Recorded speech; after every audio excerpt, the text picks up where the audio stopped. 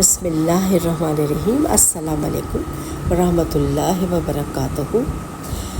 ذی الحجہ کا چاند نظر آتے ہی ذی الحجہ کے 10 دنوں کی اہمیت بہت بڑھ جاتی ہے۔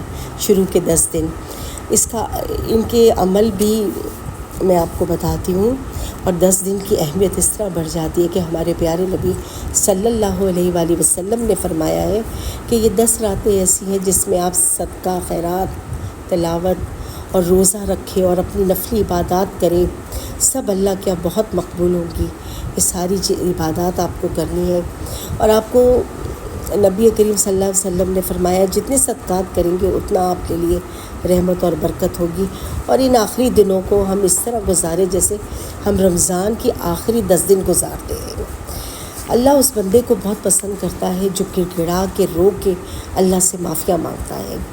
اللہ سے وہ باتیں مانگیں آپ دعاؤں میں رات کو کہ جو اللہ تعالیٰ نے ان 10 راتوں میں برکتیں رکھی ہیں، وہ برکتیں مانگیں آپ اللہ سے۔ آپ عشاء کی نماز کے بعد 2 نفل صلاۃ التوبہ کے پڑھیں۔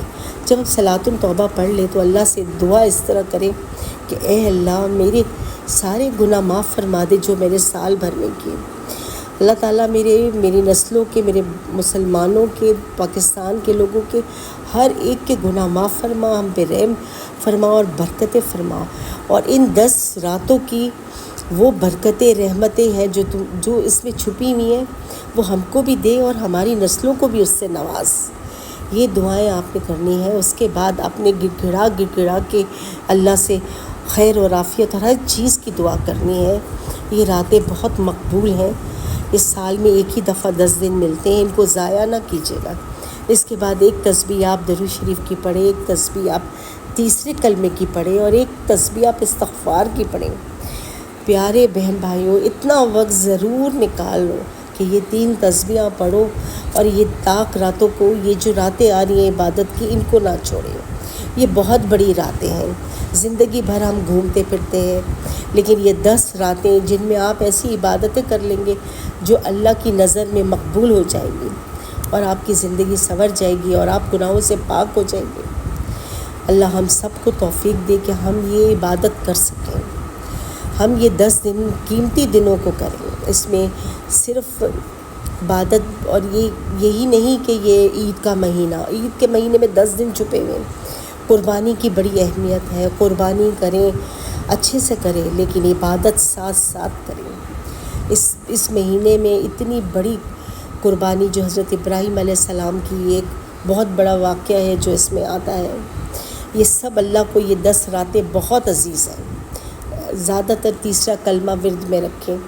جب آپ خالی ہوں، بیٹھے ہوئے ہوں، ادھر ادھر ہوں، تو آپ ضرور یہ 10 دفعہ، 3 دفعہ، جتنی بھی دفعہ آپ کو توفیق ملے، آپ تیسرا کلمہ پڑھ لیجیے۔ اس کی بڑی زیادہ فضیلت آئی ہے کہ تیسرا کلمہ جب حج کرنے جاتے ہیں، جب بھی کثرت سے تیسرا کلمہ پڑھ رہے ہوتے ہیں، تو آپ تیسرے کلمے کا بھی ورد کیجیے۔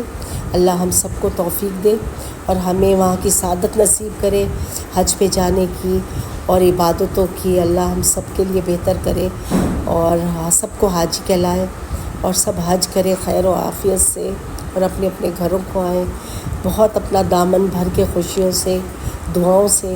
سب کے لیے دعائیں کریں، اور مجھ گناہ گار کو بھی دعاؤں میں یاد رکھیں انشاءاللہ۔